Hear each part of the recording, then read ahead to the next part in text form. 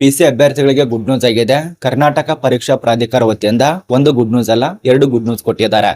ಒಂದು ದಿನಾಂಕನ ವಿಸ್ತರಣೆ ಮಾಡಿದ್ದಾರೆ, ಇನ್ನೊಂದು ಅಪ್ಲಿಕೇಶನ್ ತಿದ್ದುಪಡಿ ಮಾಡೋದಕ್ಕೆ ಅವಕಾಶ ಕೊಟ್ಟಿದ್ದಾರೆ. ಇದೊಂದು ಖುಷಿಯ ವಿಚಾರ. 3ನೇ ತಾರೀಕು, ಈ ಒಂದು ಜುಲೈ 3ನೇ ತಾರೀಕು ಅಪ್ಲಿಕೇಶನ್ ಕ್ಲೋಸ್ ಆಗಿತ್ತು.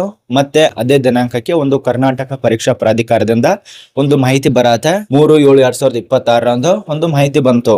ಅದರಲ್ಲಿ ಏನ್ ತಿಳಿಸ್ಕೊಟ್ಟಿದ್ದಾರೆ ಅಂದ್ರೆ, ಈಗಾಗಲೇ 5ನೇ ತಾರೀಕಿನಿಂದ ಅಪ್ಲಿಕೇಶನ್ ಸ್ಟಾರ್ಟ್ ಆಗಿತ್ತು. ಕೊನೆಯ ದಿನಾಂಕ ಜುಲೈ 3ನೇ ತಾರೀಕು ತನಕ ಇತ್ತು. ಆದರೆ ಕೆಲವೊಂದು ಕಾರಣಗಳಿಂದ ಎಲ್ಲ ಒಂದು ವಿದ್ಯಾರ್ಥಿಗಳು ಎಲ್ಲ ಒಂದು ಸಮಾನ ಇರೋದರಿಂದ ಒಳ್ಳೆ ಉದ್ದೇಶದಿಂದ ಈ ಒಂದು ಅಧಿಸೂಚನೆಯಲ್ಲಿ ಕೊಟ್ಟಿರುವಂತ ಮಾಹಿತಿ ನೋಡಿ.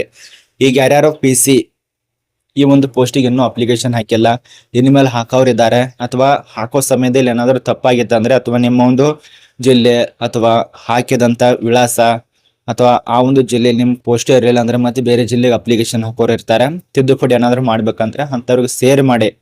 ತುಂಬಾ ಅಂದ್ರೆ ತುಂಬಾ ಹೆಲ್ಪ್ ಆಗತ್ತೆ, ಅರ್ಥ ಮಾಡ್ಕೊಳ್ಳಿ. ಬನ್ನಿ ಒಂದೊಂದ ತಿಳಿಸ್ಕೊಡ್ತೇನೆ. ಈ ಒಂದು ನೋಟಿಸ್ ರಿಲೀಸ್ ಆಗಿರೋದು 3 ಜುಲೈ 2026 ನೋಟಿಸ್ ಆಗಿದೆ. ಇಲ್ಲಿ ನೋಡಿ, ಇಲ್ಲಿ ವಿಷಯ ಏನ್ ತಿಳಿಸ್ಕೊಟ್ಟಿದಾರಪ್ಪ ಅಂದ್ರೆ, ಒಂದು ಅಧಿಕೃತವಾಗಿ ಈ ಒಂದು ಸಿವಿಲ್ ಪೊಲೀಸ್ ಕಾನ್ಸ್ಟೇಬಲ್ದು ದಿನಾಂಕನ ವಿಸ್ತರಣೆ ಮಾಡಿದ್ದಾರೆ. ಅದೇ ರೀತಿಯಾಗಿ ಅಪ್ಲಿಕೇಶನ್ ಹಾಕಿದಂತ ವ್ಯಕ್ತಿಗಳ ತಿದ್ದುಪಡಿಗೆ ಅವಕಾಶ ಕೊಟ್ಟಿದ್ದಾರೆ. ಎಡಿಟ್ ಆಪ್ಷನ್ ಅದು ಬರತ್ತೆ ಈ ಒಂದು ದಿನಾಂಕ ತನಕ ಅಂತ ಹೇಳಿದ್ದಾರೆ. ಇಲ್ಲಿ ನೋಡಿ, ಆನ್ಲೈನ್ ನಲ್ಲಿ ಅರ್ಜಿ ಸಲ್ಲಿಸೋದಕ್ಕೆ ಮತ್ತು ನೀವು ಶುಲ್ಕ ಪಾವತಿ ಮಾಡೋದಕ್ಕೆ ಕೊನೆಯ ದಿನಾಂಕ 8/7/2026 ಸಂಜೆ 4 ಗಂಟೆ ತನಕ.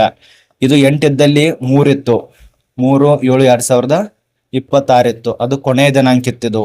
ಅದ್ರ ಬಳಿಕ ದಿನಾಂಕ 8ನೇ ತಾರೀಕು ತನಕ ವಿಸ್ತರಣೆ ಮಾಡಿದ್ದಾರೆ ಕರ್ನಾಟಕ ಪರೀಕ್ಷಾ ಪ್ರಾಧಿಕಾರ ವತಿಯಿಂದ.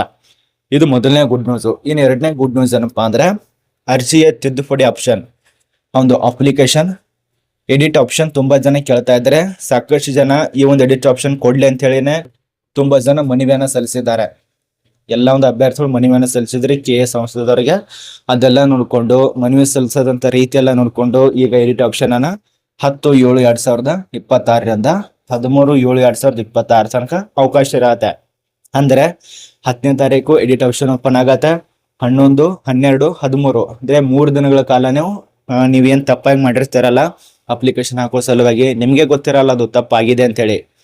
ಒಂದ್ಸರಿ ಚೆಕ್ ಮಾಡ್ಕೊಳ್ಳಿ, ಮತ್ತೊಂದ್ಸಲ ನಿಮ್ಮೊಂದು ಅಪ್ಲಿಕೇಶನ್ ಸರಿ ಇದೆಯಾ ತಪ್ಪ ಅಂತ ಹೇಳಿ.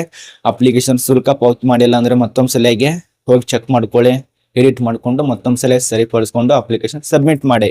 ಇದೊಂದು ಖುಷಿಯ ವಿಚಾರ ನೋಡಿ.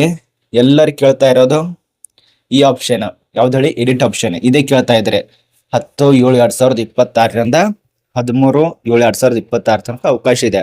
ಮತ್ತೆ ಇನ್ನೊಂದು ಕೇಳ್ಬಹುದು, ಈಗ ಪರೀಕ್ಷೆ ದಿನಾಂಕ ಇದೆಯಲ್ಲ ಅದು ಕೂಡ ಮುಂದಕ್ಕೆ ಹಾಕಿ ಅಂತ ಕೇಳ್ಬಹುದು. ಅದು ಮುಂದಕ್ಕೆ ಹಾಕ್ಬಹುದು, ಏನ್ ಹೇಳಕ್ಕಾಗಲ್ಲ.